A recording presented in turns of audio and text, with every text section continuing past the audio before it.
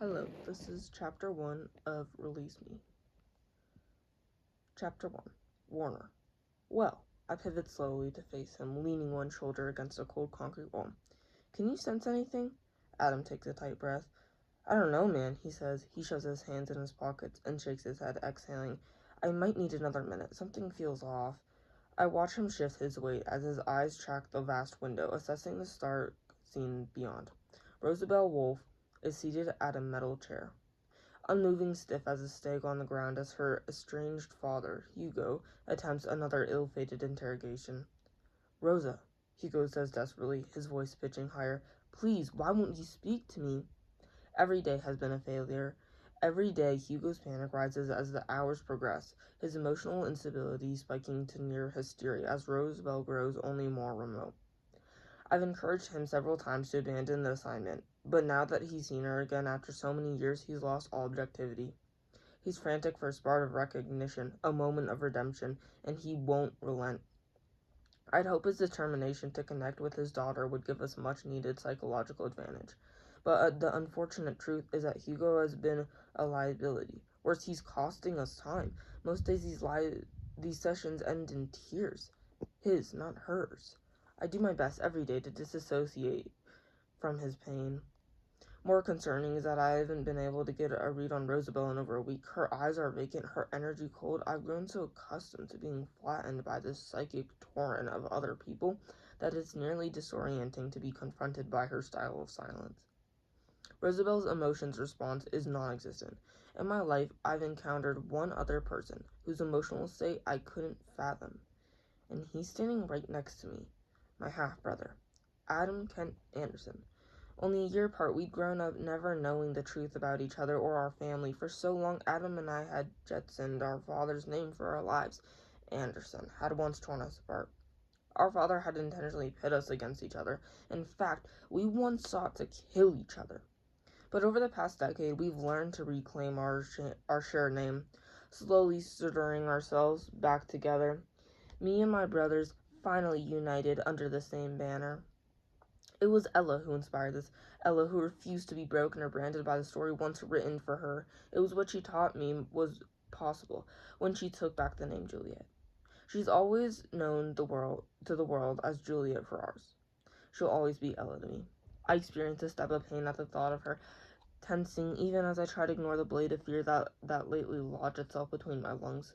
A quickening in my blood chases ever undergirded beat of my heart these days. My own feelings are so unstable, I can't allow myself to experience them in full.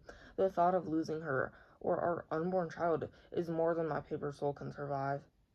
Even now, I feel encroaching tremor animate my body, and I clench my fist in concert with my jaw, compartmentalizing my life the way I always do, the way I have to. Hey, Adam, says Adam suddenly. I realize only then, meeting his eyes, that he's been watching me. You okay? The lie comes out fast. Yes. You sure? Adam's concern continues to surprise and disarm me despite its consistency. I'm sure, I say, turning away, struggling to rebuild the walls in my mind. Hey, he says, look at me for a second.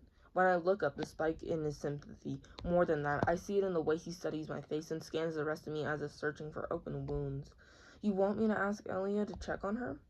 These words deliver me a disorienting injury. I had no idea it was so obvious. I had no desire to be pitied. Still, my heart begins to pound. My fears threaten to bleed beyond the enclosure, even as gratitude expands in me like static, bristling under my skin. The familiar blade pierces me again, and I can't compartmentalize quickly enough. Instead, I retreat so far inside my mind I physically distant when I say tonelessly, Nazira is with her now, but thank you. Adam holds my gaze a beat longer. Finally, he nods. I once thought he was a brainless soldier. I'd read him wrong. All those years ago, in fact, I couldn't read him at all. His interior quiet was never as competent nor as defending as Rosabelle's. Instead, his emotional cues came across as both vague and wooden. And I thought I had the latitude, as a result, to make the tragic assumption he was a garden variety idiot. As it turns out, Adam was the uncommon ability to neutralize the supernatural powers of others. and he'd been unconsciously exercising a skill to shut me out. There was a time when he didn't even know how to unlatch his armor. Now he rarely bothers to hide his emotions from me. He calls it growth. I call it loud. So, Adam says, building toward a siege. He takes a breath as he returns his eyes to the interrogation. You really think this girl's activating some kind of shield? I step closer to the window, pulling up beside my brother. As my heart rate steadies, I feel the pager vibrate in my pocket, each buzz like the short head. I glance at the notifications, scanning for emergencies and finding none from the moment in my head. I build a scaffolding for the work to come. I silently add things to my to-do list. Draft responses to questions, sketch out solutions to problems, delegate responsibilities, attempt to anticipate the next pitfall. All this I'll set aside to manage later. Right now, I give Adam a cursory, glance. I thought I was dressed casually today. Forgot my standard uniform for a leather field jacket, slacks, and boots, but Adam redefines the word casual. He's wearing a lightweight puffer jacket over an old hoodie and a pair of faded jeans. At least the day's stubble shadow his jaw. He could use a haircut. His sneakers are scuffed and worn, and he's pulled his shoelaces so tightly the tongue and toe are pinched. The sight of which so aggressively repulses me, I have to force myself to look away. I spin my wedding ring around my finger. It costs me something to say nothing without his shoes. Still, despite our outward differences, we share an uncanny moment of alignment, exhaling at the same time.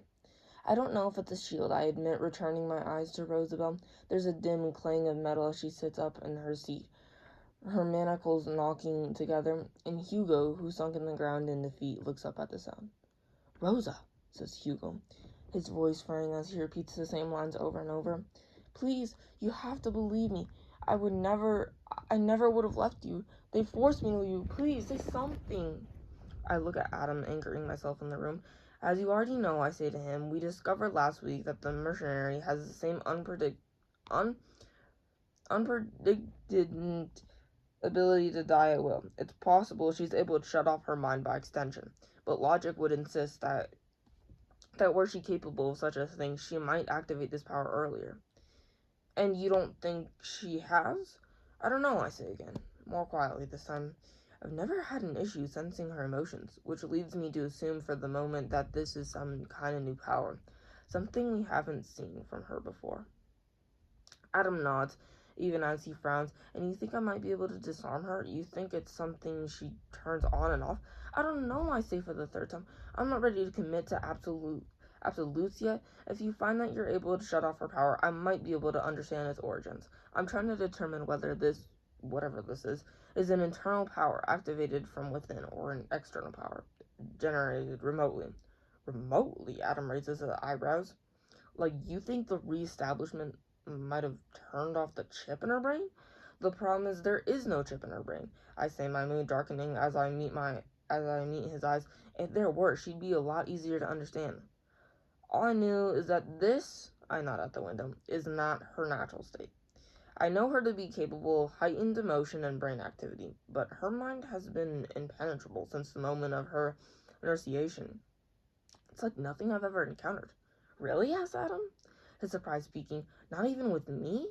I feel him throw up a shield between us to illustrate his point, and his shock quiets to a note of flat, anemic interest. No, I say, returning my eyes to the inmate. Not even with you. Rosabelle's silence is so complete she might as well be dead. She wears no expression, despite having been recently united with her father after more than 10 years of separation. Occasionally, she shifts in her seat, her shackles hand clasps against behind her, and the sound of metal rings softly through the room. Each time this happens, Hugo seizes with a visible pain, hope, practically holding his breath at the thought that she might finally speak. But in 8 days, she hasn't said a word. If it weren't for the human blink of her eye, the rise and fall of her chest, the occasional rearrangement of herself in the chair, she might be mistaken for a machine or a ghost. There's something spectral about her. She's surprisingly slight, lacking in substance and color. She's almost porcelain white, her skin and hair leached of pigment. Even her eyes are just distorted, some kind of gray. Still, the pallor of her skin is secondary to the real issue, which is predictable. Only in our presence. Rosabelle doesn't seem to belong here. She emanates an otherworldly resonance, as if she might have died in birth, but was sentenced to life. Looking at her for long makes me uncomfortable. Looking at her for too long makes me go to two dark places. In her I see a shadow of myself, and I don't like the comparison. She really hasn't said anything in a week, Adam asked me, his voice dropping a near whisper. 8 days, I say to him, shifting slightly. Fatigue is beginning to wear at my edges. I press the heel of my hand to my forehead in a vain attempt to dispel the building pressure. And no, not a word. I know she's capable of volatility. I got a clear read on her when she first regained consciousness upon arrival in the New Republic. She'd been so unwell that her heart had nearly flattened. She was so unstable that she vomited. I've seen her eyes brighten with fear. I've seen her face animate with feeling. I've seen her cheeks flush with color. I was able to get a read on her even when she'd been lying in the morgue, freshly awoken from the dead. She seemed to be processing something like grief, of all things, which surprised me. I even got a read on her before her enunciation, when she'd been able to hide neither her shock nor her chaotic feelings toward my younger brother. I knew my tactical maneuver had paid off when I felt her horror at reuniting with her father, and I didn't mistake her feelings then. We should have seen results by now. Without warning, I feel Adam relent to a crashing wave of disappointment. He gives up his position by the window and flops down in the hard chair, the metal legs scraping the concrete floor as he sighs. Right away, his knees start bouncing. His body language alone shouts that he doesn't want to be here, but I can actually feel his anxiety building. Nervous energy, gathering in the room like a storm. Makes me restless. My chest tightens. I already know what he's going to say. I've known for several minutes now. I've been trying to resolve my own disappointment as I wait for him to tell me what is now obvious. In the interim, I glance at the time. These days have begun to take on a pattern. Hugo gave up any proper efforts at interrogating about 15 minutes ago. He's now sagging against the back wall, visibly distraught. I close my eyes a moment, trying to shut his escalating pain out of my head. Hugo is on track for a complete breakdown, which is usually how these sessions end. I'm sorry, man, Adam finally says. I wish I could help, but it's like, I don't know how to explain it. It's like trying to catch a fish with my bare hands. Sometimes I think I've got something, but then it's gone. Like I might be imagining it. If she had some kind of power or shield up, I don't think it's normal. I can't get a handle on it. I manage to nod. My head is pounding. Adam misplaced guilt is assaulting me. Thank you for coming in anyway. I say to him, I know you don't like involving yourself in these matters. Adam doesn't disagree with me. In fact, my words seem to give him tacit permission to surrender to his own discomfort, and suddenly I'm shotgunned by the weight of his unleashed aversion. It's so damn creepy in here, he says, looking around in this enclosed space. I don't know how you do this every day. There's a sudden upsurge in Hugo's agony, and I nearly strain my neck to shake it off. You say that? I force out, as if you think I enjoy being here. Don't you? Adam asks. I shoot him a dark look. He laughs. What? He says, crossing his arms. Isn't this like your natural habitat? I thought you liked... Adam physically recoils, metal screeching through the room as he pushes back in his chair, nearly falling over. Jesus! Is he crying? I glance at Hugo, and the tension in my body coils tighter. He's been having a hard time. You mean he does this regularly? Most days, I say. I steel myself before touching my fingers to the window to awaken the glass. A digital list of commands glow green, superimposed over the scene beyond. A melodic murmur echoes through the room. Good afternoon, General, says a smooth, disembodied voice. Playback transcript. Not now, I respond. Prepare to end session. Page Samuel. Initiate security protocols for prisoner transfer. Yes, General. Upload today's transcript to my files upon termination of this session. Whoa. But first, confirm that you have made note of every instance of sound and movement by Rosabelle Wolfe today. A rhythmic ping. Confirm, General. Previous transcript noted only dialogue or lack thereof from Rosabelle Wolf. Searched through all previous records and update existing transcripts to include sound and movement from Rosabelle, wherever applicable. Yes, General, says the voice. There's a pause, then another rhythmic ping. Transcripts have been updated. Increase the voltage on Rosabelle's Manox to 75%, I say. Reduce to 45% when she's safely inside herself. Yes, General. Increasing voltage now. As always, Rosabelle evinces no reaction to the surge. In 8 days, she displayed no evidence that she even experiences pain.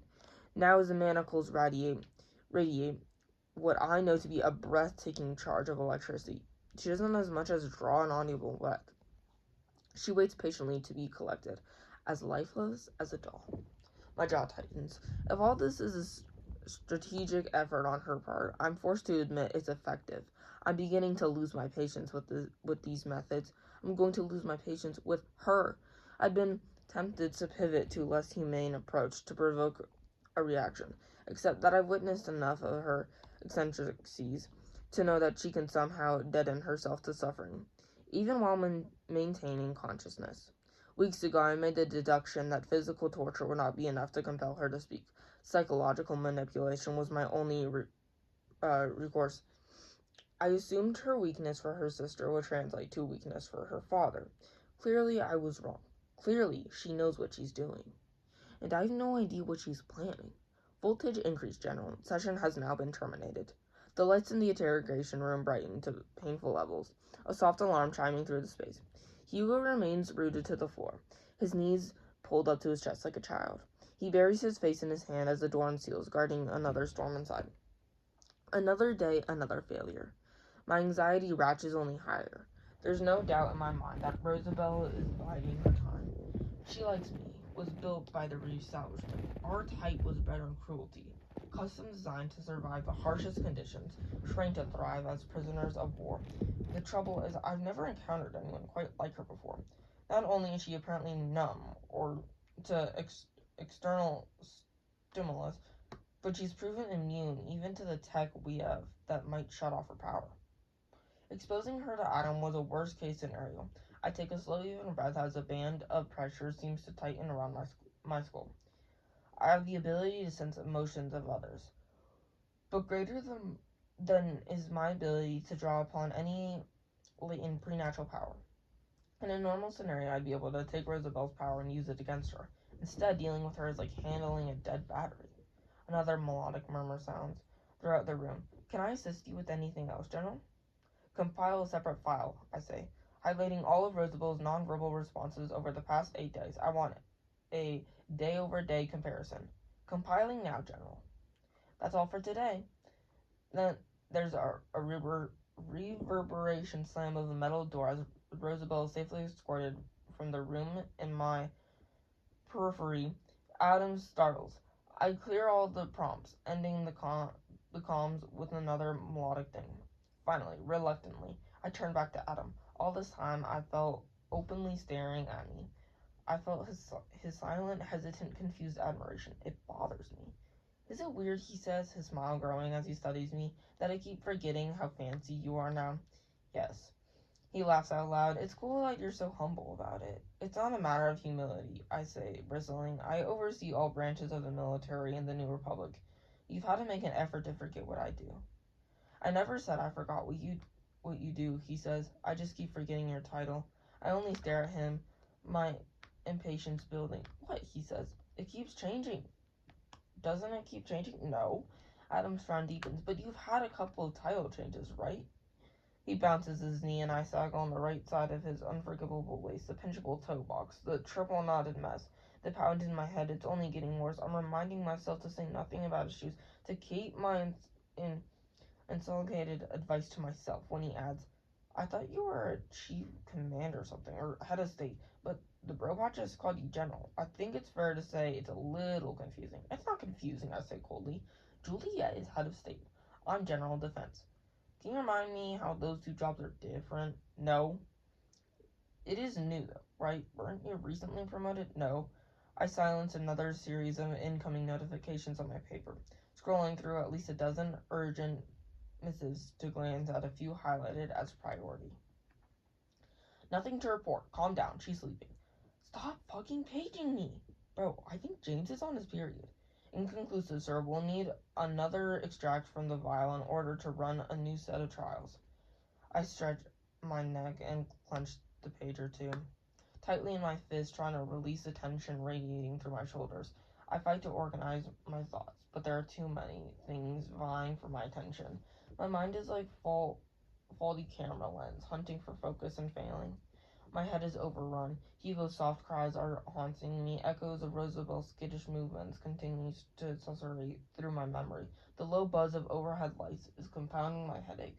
The bouncing of Adam's foot is starting to drive me insane. I close my eyes, open them. I miss my wife. I want to go home. Oh, Adam is saying, his frown deepening. Maybe I'm thinking of Kenji. Did Kenji get a promotion? 2 years ago, I say, forcing myself to be present. Adam's confusion is palpable and annoying. Someone got a promotion, though, right? He says. Why do I feel like someone got a promotion? Maybe you're thinking of James, I say, unkindly to Shrubby, who was recently demoted. Adam sits back in his chair, one foot propped up on his knee, bouncing. Hey, whoa. I'm on your side in this, okay? I'm just as pissed off as James as you are. I doubt that. Okay, he says slowly. Whatever, it's not a competition. I can't seem to breathe deeply enough. This pounding in my skull nearly blinding. I tell myself to return to center, to finish out the session, to focus only on the emergency ahead of me. Priorities. Instead, I hear myself snap. Your sneakers are too big for you. Adam head shoots up. My what? Your sneakers, I say, turning my head to the window. Hugo is sitting like a dead insect in the corner, collecting dust, as always. You need to manage this emotional fallout. You shouldn't have to pull the laces that tightly. Get a smaller size. I don't laugh, unamused. I've been buying my own shoes all by myself for a long time, man. I think I know my shoe size. I turned to his face. I turned to face him. Apparently not. What the hell is your problem? I know how shoes are supposed to fit, I say, even as I wish I'd never spoken. I don't know why I brought this up. I don't know why I'm still talking. I wish I could take it back.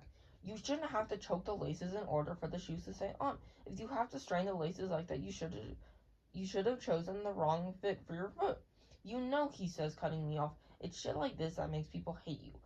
Why do you need to lecture me about my shoes? Let me choke my fucking laces if I want to. Why do you care? Because someone has to care, I counter. Someone has to know why there's a correct way of doing things. Why would you choose to do it wrong when there's a better way? Why insist on the path of ignorance simply because it's familiar? And why do you need to use profanity to emphasize your point? How many times have we talked about this? You know what I love, says Adam, crossing his arms. I can feel his anger building now. I really, really love it when you, the reigning king of virtue, give me life advice. I shake my head, looking away. Like, you could be shooting someone in the face, Adam goes on. And if I walked by at that exact moment and said, holy shit, you just shot someone in the face, you'd look at me like I was the one who did something wrong. I only shoot people when they deserve it, I point out. Yet you feel the need to punctuate every other sentence with a vulgar epithet that only serves to diminish you in the process. Wow, he says, fighting amazement. You should be studied. I don't think I've ever met someone more delusional in my life. Except maybe James, and we both know that's your fault. My fault, I say, stiffening as I turn to face him. Fury radiates through my chest. My fault? Adam skulls. Yes, bro. Fucking your fault. If this situation is anyone's fault, it's yours, I say sharply. You made him think it was okay to disrespect authority, to live arrogantly. You made him think it was okay to be reckless. You made him think it was acceptable to speak using the cheapest words language has to offer. Me? Adam says at the sound of his disbelief. He uncrosses his legs, sits forward, finally stops bouncing. Are you serious? If I had any influence over that kid, I would have prevented him from turning into you. I finally recoil. He's nothing like me. He's exactly like you, Adam cries, throwing up his hands before rising to his feet. You both occupy the same delusional landscape. He thinks he's some kind of superhero. He thinks he can go around murdering bad guys for a living. You made him believe he could grow up to become the king of the fucking world. I did no such thing. Bullshit. He never even listens to me, I argue. I spent 10 years trying to teach him how to be disciplined and thoughtful, and instead he's turned out to be entirely unmanageable. I really thought it'd be good for him, Adam is saying. I knew he'd seen some dark things. I could tell he was desperate to prove himself. Even as a kid, he was doing dangerous shit. Always nearly getting himself killed, and I was worried he'd end up hurting himself without an avenue to work out this anger. I thought training him would be productive. I thought he'd at least learn proper self-defense. I thought it would make his life safer. I thought he'd spent a few years working things out of his system, and then he'd come to his senses. And instead, he's lost his fucking mind and fallen for a psychopath. And all because of you. You coddled him, I counter. You gave him too much positive reinforcement. You fed him too many lies about life. You didn't want him to be afraid of the world. You made him think he could be anything he wanted to be if he just believed in himself. Oh yeah, well you fucking spoiled him, Adam shouts back. You gave him whatever he wanted. You gave him a fancy title and too much power. You let him go everywhere with you. You let him see how people look at you and how they talk to you and they shit their pants around you, and he's fucking loved every second of it. Hell, he even looks like you. It's not my fault, I say, my voice rising dangerously, that James decided to take the wealth of knowledge I gave him and use it to make bad decisions. It sure the hell isn't my fault. Yes, it is. No, it isn't. You did this to him, we both say at the same time.